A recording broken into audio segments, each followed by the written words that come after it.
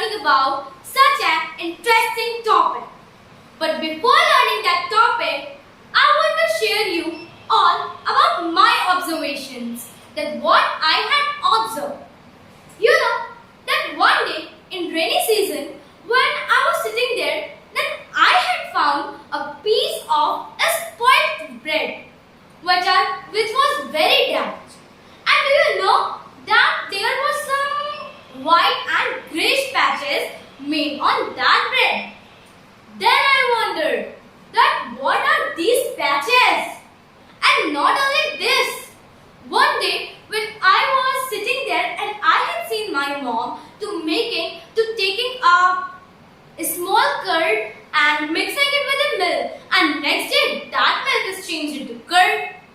Then I wondered that how it is possible. And then I had studied about it. And then I got that point that this is only because of some other living organisms on the earth. Any guesses that what do we call these living organisms? Yes, these living organisms are called as microorganisms. And today, nothing but we are going to learn about a very interesting topic, microorganisms, friend and foe. Guys, why microorganisms are said as friend and foe both? There are many such type of reasons in this. So, to clear all these doubts in how do they look, what are their work, where do they live, and what are their classification, we are today going to clearing our all the doubts. So without wasting the time, let's move toward our this interesting topic. And I hope so that you all will enjoy this video. So let's start. So, microorganisms. Guys, microorganisms in this word, micro. Firstly, organisms. Organisms, we all are very well familiar with organisms. But what is the meaning of micro? The meaning of micro is very, very small. Okay? Very, very small. Clear? So, it means that word microorganism stands for the microorganisms means very, very small organisms. And if we will talk about its definition, so we can say that firstly, we all have seen many living beings on the earth. But some other living beings that are very small and only can be seen with the use of microscope are known as microorganisms. Guys, do you know some important points about microorganisms? Let's know. Firstly, we all know that microorganisms, that the meaning of microorganisms is very, very small organisms. But do you know that we cannot see these microorganisms with our naked eyes? Do you know that why we cannot see these microorganisms with our naked eyes? Because the micro means very, very small. So how can we see very, very small organisms with our naked eyes? Okay. And you know about the second point? Microorganisms are also known as microbes. What? Microbes. So please recall that microorganisms are also called as microbes. And do you know about the third point? Firstly, let's recall this. We cannot see with our naked eyes, and these are also known as microbes. And as I have told you before, that we cannot see microorganisms without the help of microscope. But do you know a good thing? That sometimes we can observe these microorganisms with the help of magnifying glass also. Such like that green and white patches that are made on the bread, we can see them with the use of the magnifying glass. I hope so that you all get my point about that what are microorganisms. Moving toward microorganisms. So, let me tell you that we can classify our microorganisms in 4 main groups. And the name of that major 4 groups are bacteria. I think that you all are little bit familiar with bacteria. Fungi, algae, and protozoa.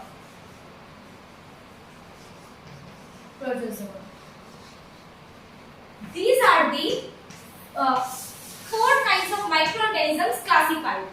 Let's know about one of them each by each. So, bacteria. These are single-celled organisms. And do you know a fact that our human body is most full of the bacteria? And second, fungi. Fungi is a group of living organisms which are classified in their own kingdom. And algae. I hope so that we all are familiar with algae because in class 7 we had learned about it. You know that the simple plants like organisms which are usually has an aquatic nature are known as algae. And protozoa are also some like this, okay? Some are free and other are like. So this is all about the bacteria, fungi, algae and protozoa.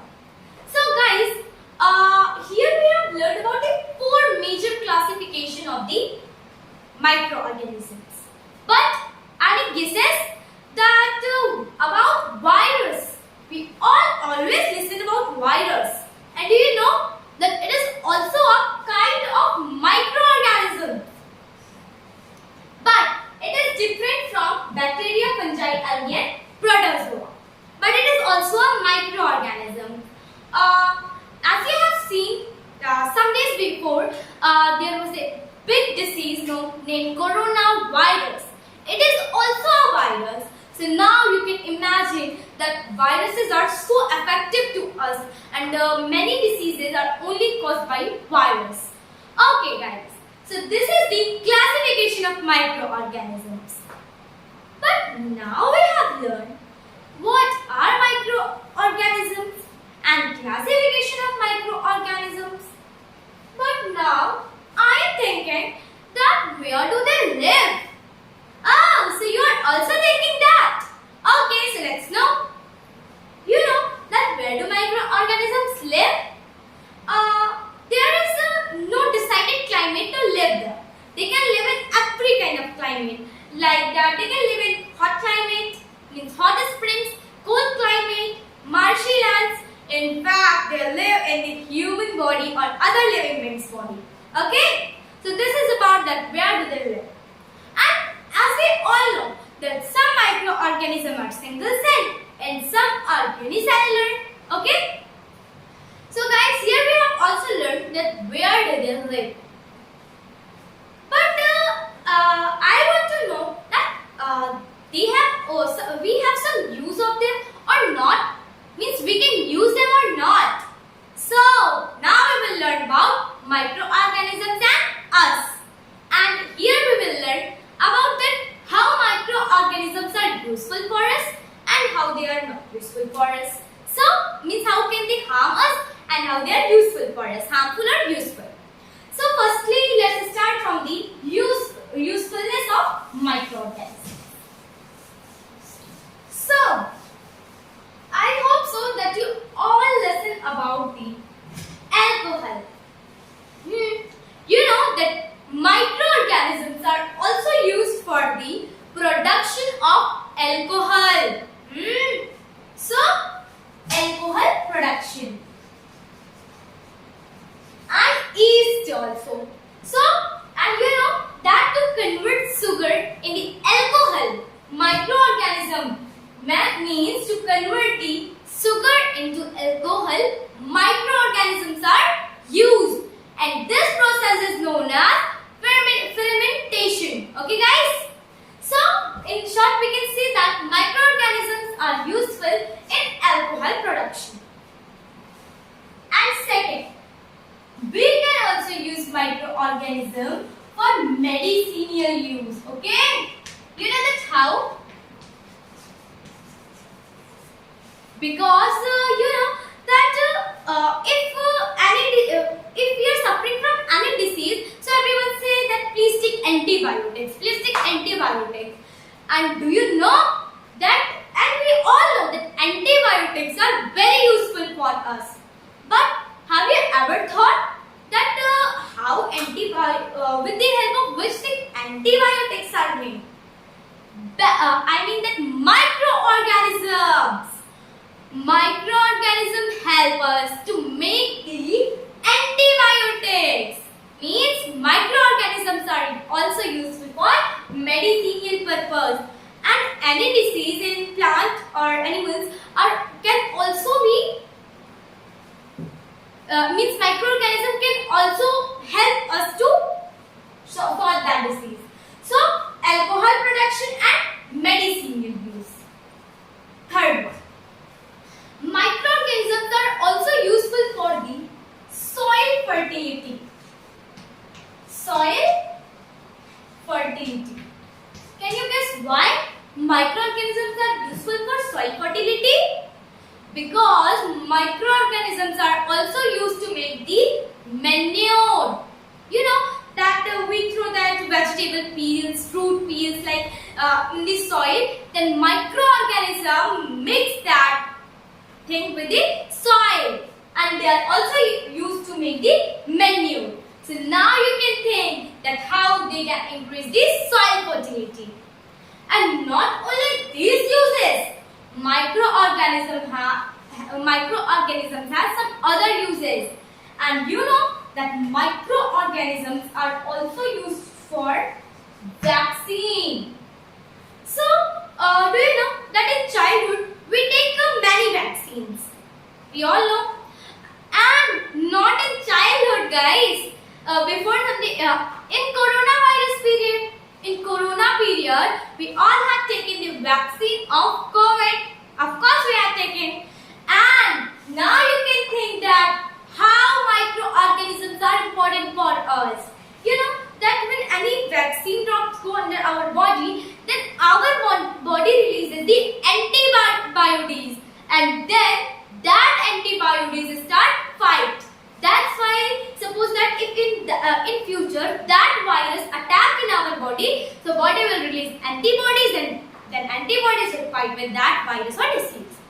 So now you can observe that how microorganisms help us in corona period also.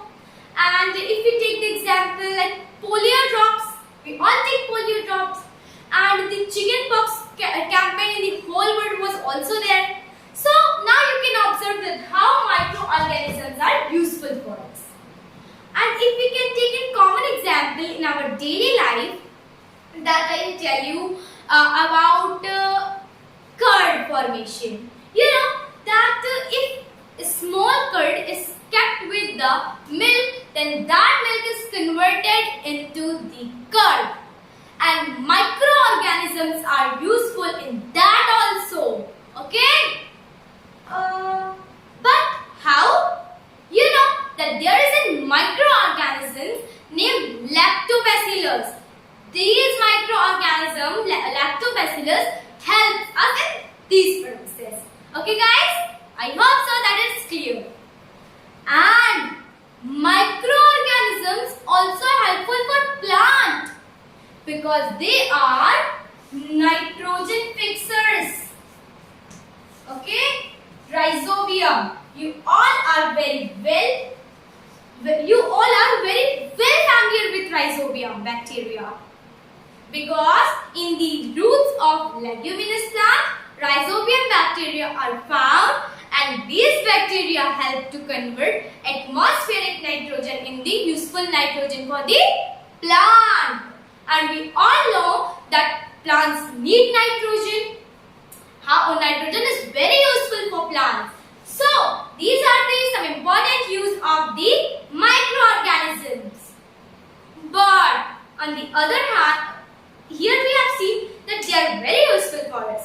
But on the other hand, we should know about their harm. That how can they harm us? So let's also know about it. That how can they harm us?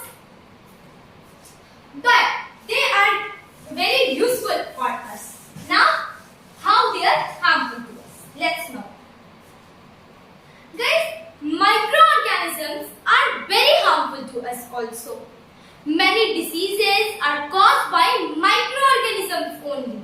And not only this, they can spoil our food, clothing and etc. And not only this, as I have tell you that they can cause disease. Many big diseases are caused by microorganisms only. What? Disease. They can save us also from the diseases. They can cause us diseases also.